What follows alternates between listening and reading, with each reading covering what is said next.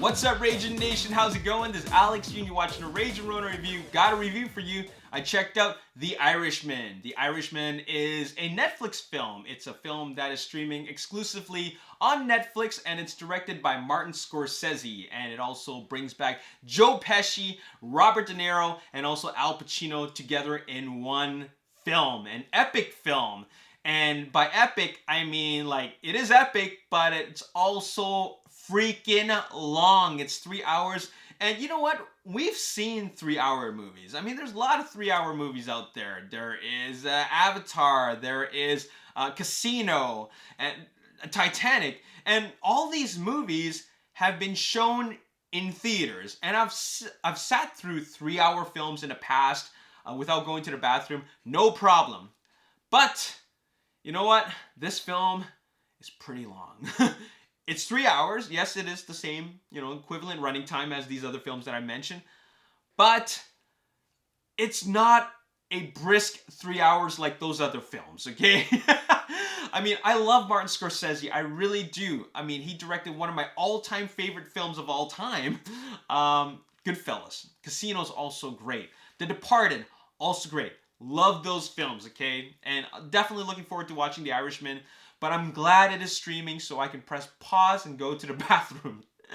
This film, I feel, moves a bit slower than those other films that I mentioned. And, this is a gangster film, but it's also a film that has a lot of politics in it. There's a lot of political elements in it because it also deals with Jimmy Hoffa, the union leader. And the union boss, delegate, candidate, not candidate, but like he's a boss, he's a leader. I don't know the whole story about the history, the true history about this, but it is based off a true story. And I'm just watching everything unfold. And as I was watching it, I just felt that, wow, this movie is could have been shaved down by half hour. I really felt that. And I felt that if they wanted to get a theatrical release, gotta cut it down by half an hour, because I feel like there's a lot of elements in there. There's a lot of fat in there. They could trim the fat. You know what I'm saying? That's what they say when a movie is too long. They gotta trim the fat. They gotta edit quite a bit out.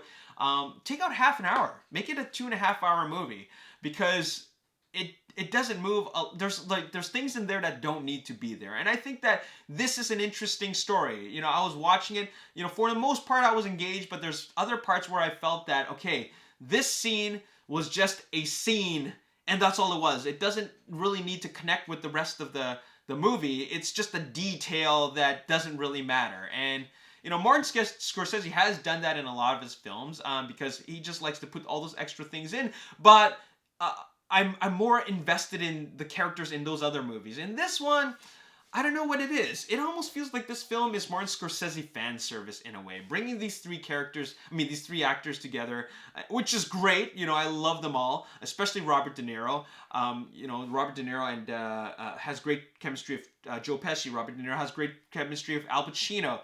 This one's a little bit kind of more on the tame side. It's more tame Scorsese. And I'm not talking about like in the violence department of it. The movie has its violent moments, but I've seen better performances from them. Like, they're great performers, don't get me wrong, but I've seen better from Martin Scorsese directing these actors. All right, I don't know if he's directed Al Pacino actually, but in any case, like, there are better films which star these actors directed by that director, all right? So, Casino and Goodfellas are to name a few. But anyways, in any case, it's a good movie. I recognize that it's a good movie. I don't love this film. I liked this film. It's a good movie, but I don't think I need to ever revisit it ever again. I'm glad I watched it, and I'm glad I saw how the story played out. It kept me engaged for the most part, but it definitely has some problems. I don't think it's as perfect as a lot of the critics say it is. It's definitely something that could be moving on at a better pace, and that has to do with the editing, the direction, and of course just trying to find what works and what doesn't. And I felt that a bunch of scenes just don't work for this story. You know what I'm saying? So you know, I'm gonna give it a, you know, it's a good movie, but it's definitely not one of my favorites this year. But I'll still give it an 8 out of 10. I acknowledge and recognize that it is a good movie. Just shave down half an hour, and that's that. Because like once you have to go to the bathroom, then you got to take a couple points off this film, just because like I would have wanted to hold my, you know, bladder to watch it throughout, but like I just can do it. Like I just needed a break. So 8 out of 10. Still a good movie regardless. I mean, watch it if you're a fan of these guys, all right? Anyways, as always, if you enjoyed this review, you want to see more, make sure you hit the like button, subscribe to the YouTube channel, like me on Facebook, The Ragin Nation. Also follow me on Twitter, Ragin Nation. My name is Alex. Thanks for watching. See you next time. Peace.